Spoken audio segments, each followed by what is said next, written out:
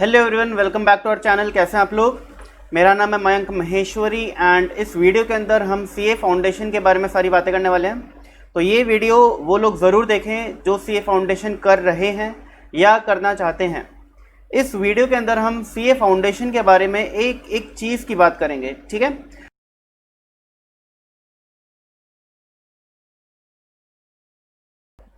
Important guidelines बहुत important है, ध्यान से समझना।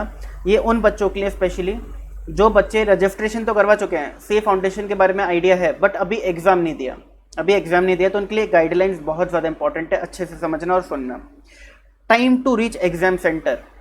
तो reach exam centre 30 minutes before exam. अब आपको पता है आपका 2 एग्ज़ाम 2 बजे होता है, 2 PM। ख़त्म कब होता है?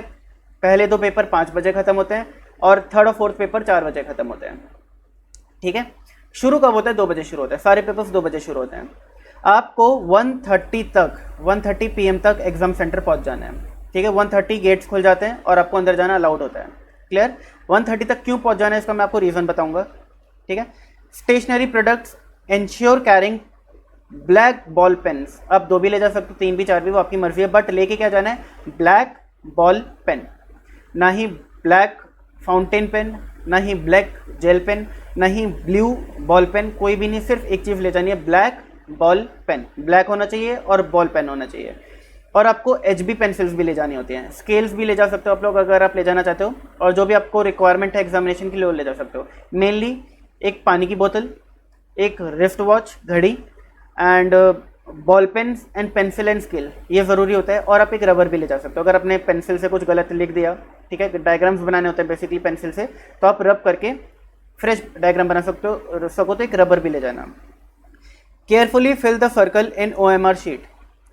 आपके पास जो 15 मिनट का टाइम, आपको जो 1:30 जाना होता है, तो मैं आपको बता देता हूँ।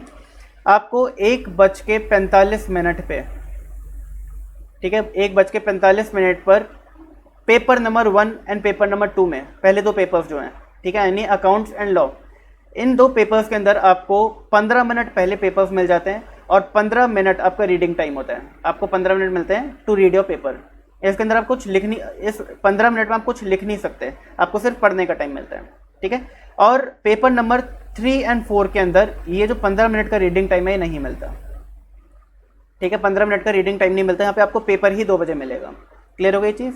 तो 15 मिनट का जो रीडिंग टाइम होता है बहुत इंपॉर्टेंट होता है, इसको अच्छे से यूटिलाइज करना होता है। क्या कैसे स्ट्रैटेजी रहेगी इस 15 मिनट में, आपको क्या क्या करना चाहिए, इसके लिए हम अगेन वीडियोस बनेंगे एंड आपको टाइम टू टाइम अपडेट करते रहेंगे, ठीक है। तो carefully fill the circles in OMR sheet. तो आपको एग्जैक्ट 2 बजे आपकी आंसर शीट्स मिल जाएंगी जिसमें आपको आंसर लिखना होता है। आंसर शीट्स के ऊपर पहले आपकी कुछ डिटेल्स आती हैं, बेसिक डिटेल्स, कि आप कौन सा एग्जाम दे रहे हो, आपका नाम क्या है, आपका साइन, आपका रोल नंबर, ठीक है। अब उसके अंदर एक एरिया होता है, ठीक है, जहाँ पे रोल नंबर ऊपर तो नंबर्स में लिखना होता है। नंबर्स में जैसे आपका रोल नंबर है 201345, ये आपका रोल नंबर है, ठीक है। तो आप 201345 ऊपर भी लिखोगे और इसको वर्ड्स में भी लिखोगे। और इसको OMR शीट में जो है ना सर्कल्स होते हैं यहाँ पे, ठीक है। क्या 0 to 9 होते हैं सर्कल, 0 to 9। तो आपका जैसे 2 है तो आपको सेकंड सर्कल है, अगर ये 0 है, ये 1 है, ये 2 है, तो आपको सेकंड सर्कल जो है ये पेंसिल से, यूजिंग पेंसिल डार्क करना होता है, ठीक है, डार्क करना होता है। इस तरीके से OMR शीट भरी जाती है।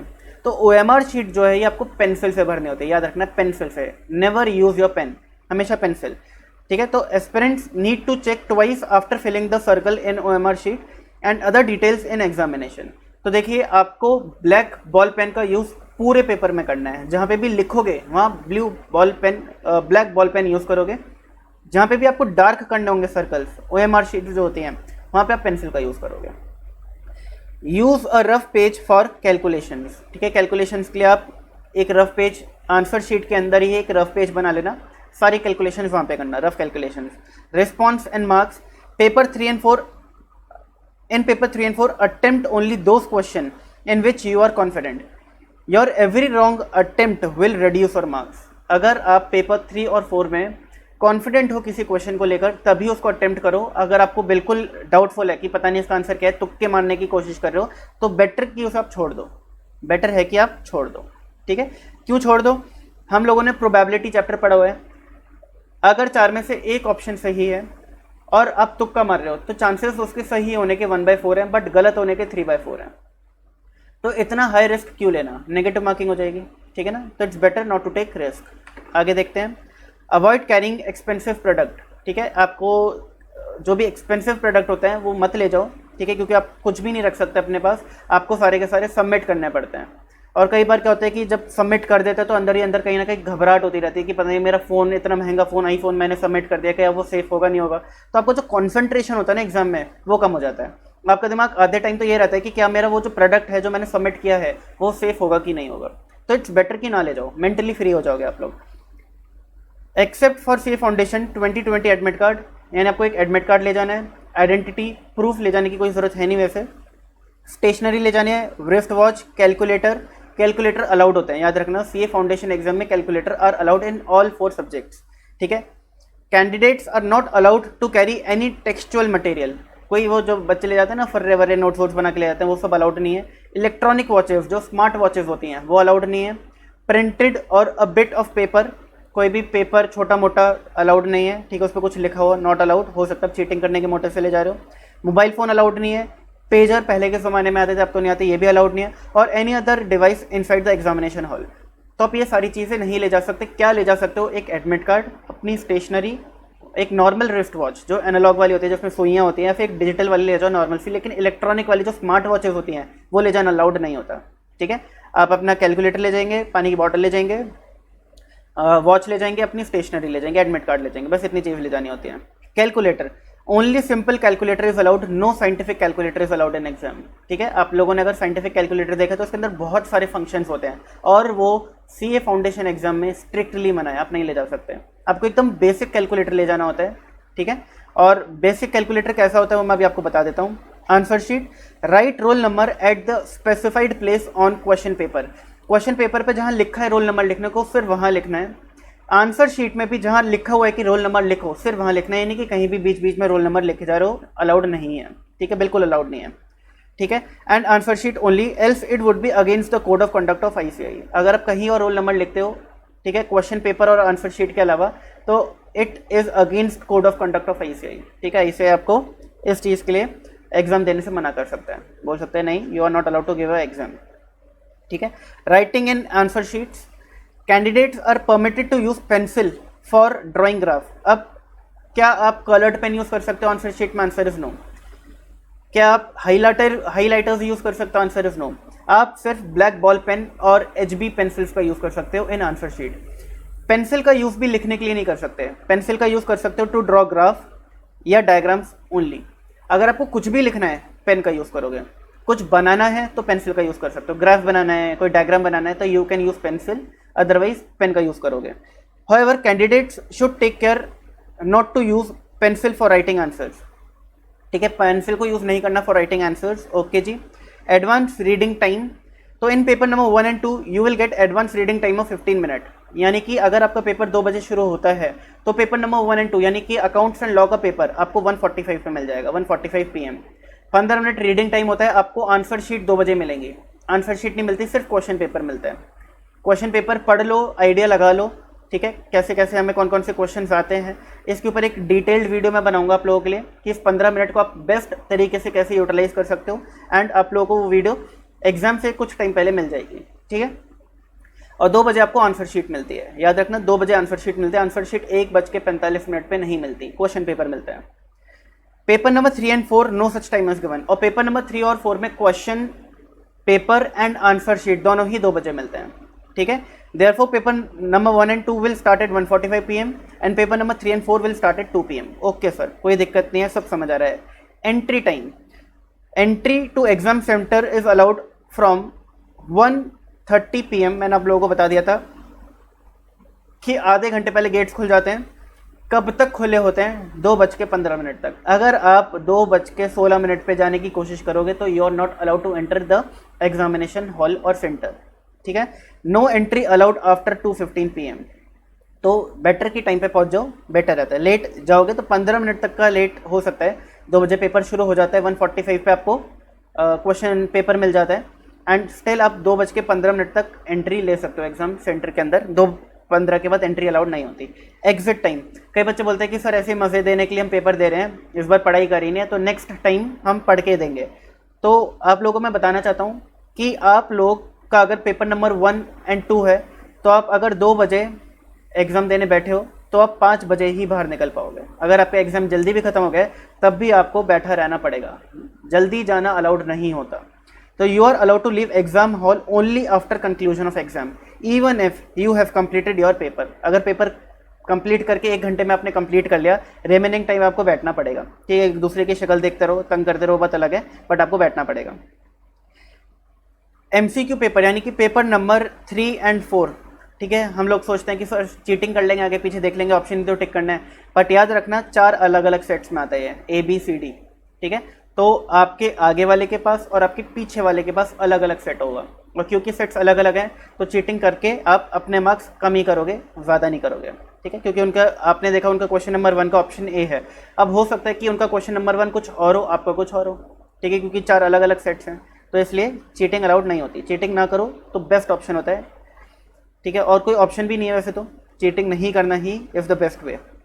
Use of pen in HB pencil, all the writing signature are to be done in black ball pen only, only OMR sheet is to be filled by HB pencil. OMR sheet को HB pencil से भरना है, और pencil का use एक जगह और कर सकते हो, और वो है ड्राइंग डायग्राम्स और ग्राफ्स,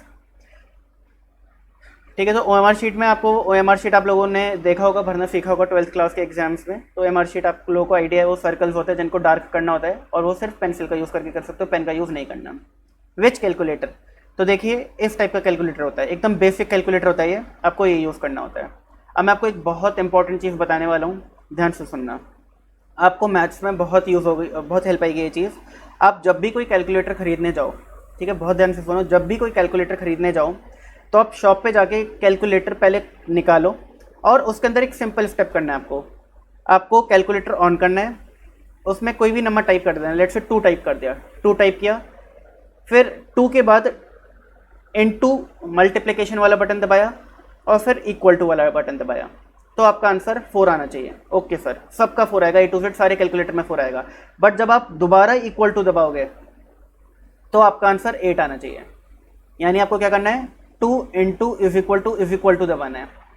आपका अगर आंसर 8 आ रहा है तो उस कैलकुलेटर को खरीद लो, अगर आपका आंसर 4 ही आ रहा है तो उस कैलकुलेटर को छोड़ दो, दूसरा कैलकुलेटर देख लो, उन्हें बोलो कि भाई ये वाला मॉडल नहीं, दूसरा मॉडल देखो।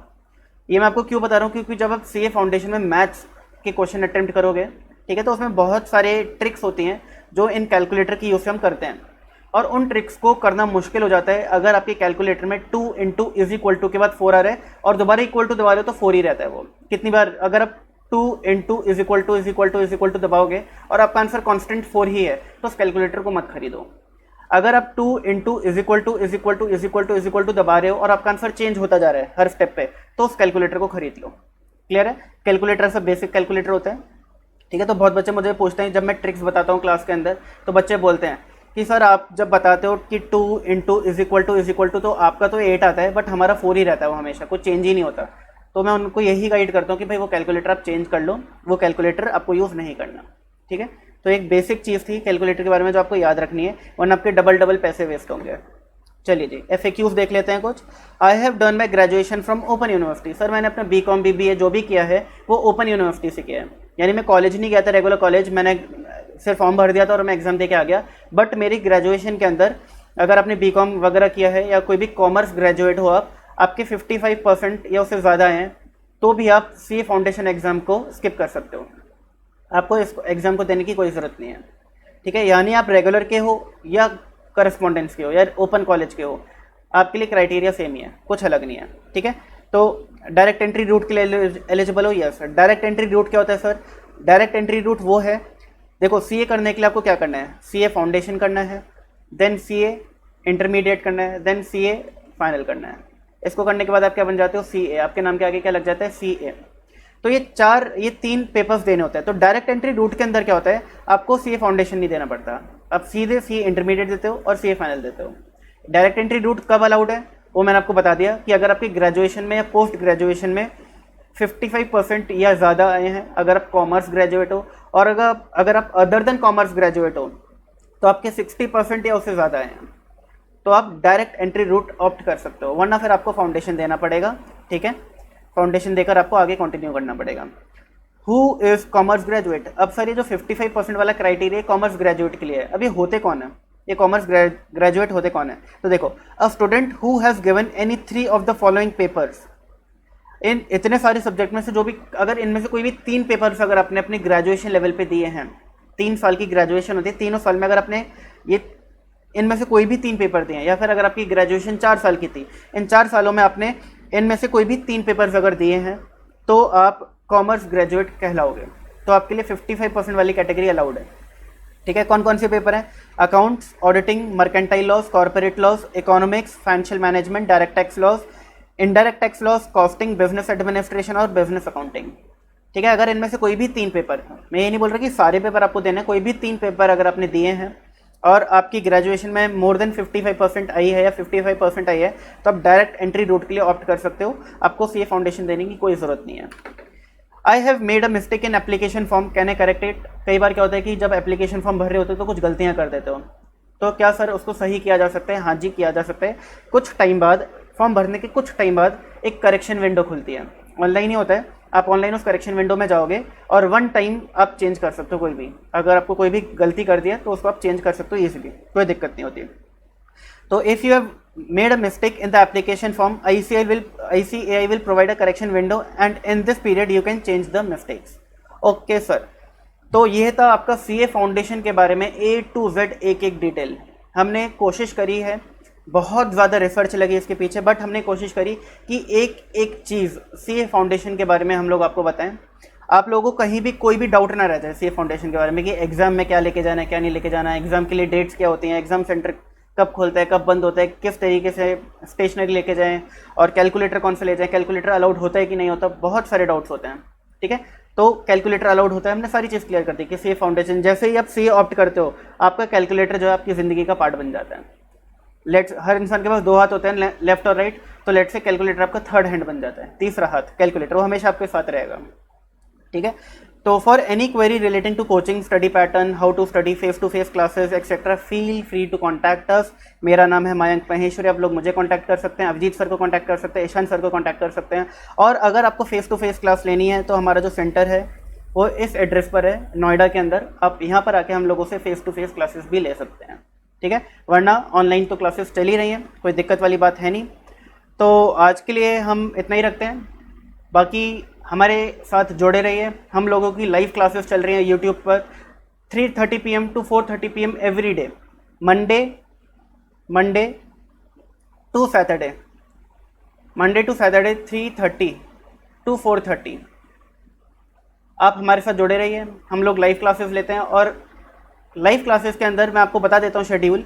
मंडे और वेंसडे को मैथ्स की होती है, ठीक है, ट्यूसडे एंड थर्सडे को अकाउंट्स होता है, एंड फ्राइडे एंड सैटरडे को इकोनॉमिक्स, ECO, ठीक है। ये वाली क्लासेस हो रही हैं, आप चाहें तो हमारे साथ जोड़कर क्लासेस ले सकते हैं, कोई भी चार्जेस नहीं है, फ्री ऑफ कॉस्ट है। एंड आप लोगों को काफ़ी अच्छे अच्छे ट्रिक्स पता लगेंगे, काफ़ी अच्छे अच्छे तरीके पता लगेंगे, आपका सोचने का तरीका बदलेगा, ठीक है। तो हमारे साथ जुड़े रहिएगा। बाकी आज के लिए इतना ही, बाय बाय, टेक केयर।